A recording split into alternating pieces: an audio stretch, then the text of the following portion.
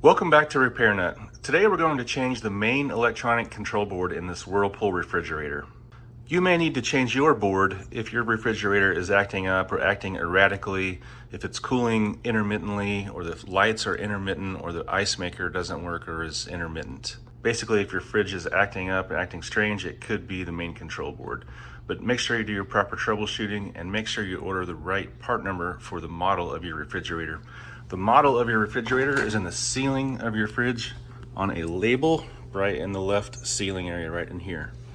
I'm using a factory Whirlpool part, which is what I recommend for the board. I'll put a link to the part number that I am using in this video description. The only tools you'll need is a flat screwdriver to get the cover off and a 1/4 inch socket or a drill driver to get the little cover off that covers up this main control board compartment. First things first, let's unplug the refrigerator from the wall. Now let's go to the back of the fridge and remove this little panel with the 4 bolts. Use your little 1/4 inch socket or a drill driver if you have one. Okay, behind that metal panel, you'll see the control board compartment. There's a few different control boards in here. The one we are replacing is the middle one here, the main board in the middle. This compartment has a plastic cover over it to keep the dust out. So let's go ahead and peel the little factory tape off of this, and we will reuse this. So to remove the compartment, there's just 2 tabs on the left and 1 in the middle. We just have to pry the door out of the little latch area. Just like that. And now you can open it up and just kind of pull it off.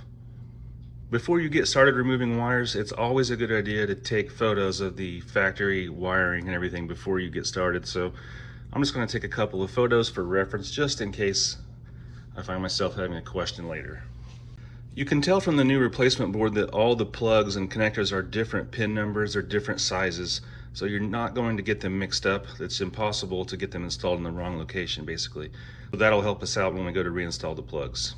Let's just start removing these connectors. It doesn't really matter what order you do it in.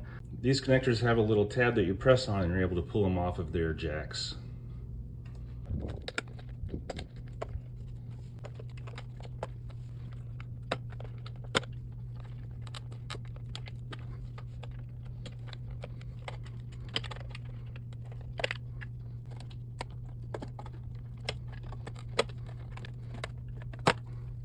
With all the plugs removed, you can now move the harness around, and you can see the only thing really holding it in now is it just sits in place. It sits behind these 2 plastic tabs on the left, and then on the right there's just a little tab right there that you press on and it will release the board.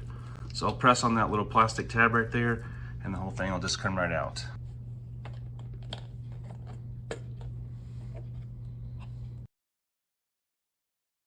Be careful not to mix up your old board and your new board because they're going to look pretty much exactly the same. It's hard to tell them apart. Go ahead and let's fit the new one in. It just slides into left behind those tabs and then presses into place.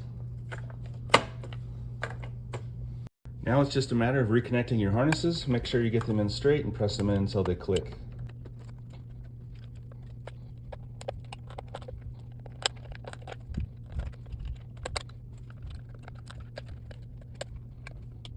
Okay, once you have all the harnesses plugged in, just do one more final check that they're all seated well. Press on them a little bit, make sure they're nice and firmly on there.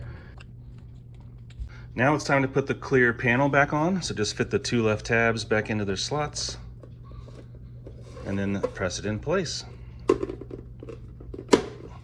Now go ahead and reseal the factory tape.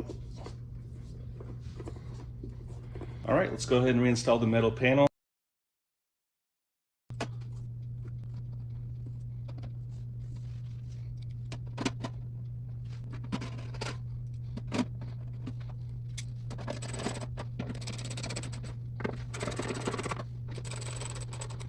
All right, the moment of truth. Let's plug the fridge in and listen for the refrigerator to kick on.